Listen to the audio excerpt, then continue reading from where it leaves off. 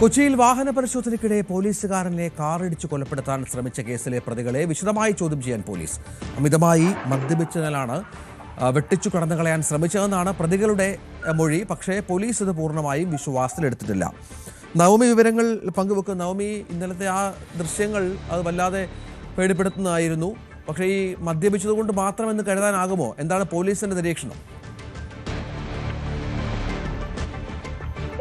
രഞ്ജിത്ത്, എന്തായാലും പോലീസ് ഇവരെ വിശദമായി ചോദ്യം ചെയ്തു വരികയാണ്. പ്രതികൾ പ്രധാനമായും അറിയേണ്ടത് എന്തിനായിരുന്നു പോലീസിനെ കണ്ടിട്ടും വാഹനം കൈ കാണിച്ചിട്ടും നിർത്താതെ പോയതിന് ഒരു ഉത്തരമാണ്.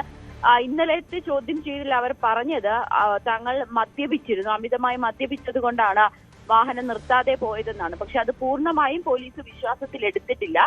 അതോടൊപ്പം തന്നെ അവർക്കൊപ്പം ഒരു യുവതിയും ആ കാറിൽ ഉണ്ടായിരുന്നു എന്നാണ് പോലീസ് പറയുന്നത്. അങ്ങനെയാണെങ്കിൽ ആ യുവതിയെ കണ്ടെത്തുക എന്നൊരു ലക്ഷ്യം കൂടി പോലീസിന്റെ ഭാഗത്ത് നിന്നുണ്ട്. കൊല്ലത്താണ് ഇവർ, കൊല്ലത്ത് പഠിക്കുന്ന വിദ്യാർത്ഥികളാണ്. കൊല്ലത്തുള്ളവരാണ്. അവർ കൊച്ചിയിൽ പഠിക്കാൻ എത്തിയ വിദ്യാർത്ഥികളാണ്.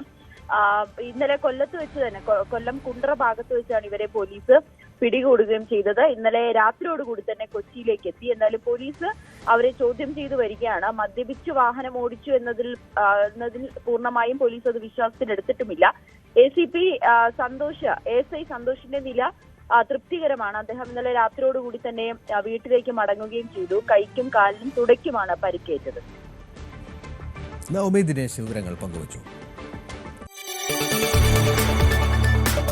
കൂടുതൽ വാർത്തകൾക്ക് News 18 Keralam YouTube channel subscribe ചെയ്യുക.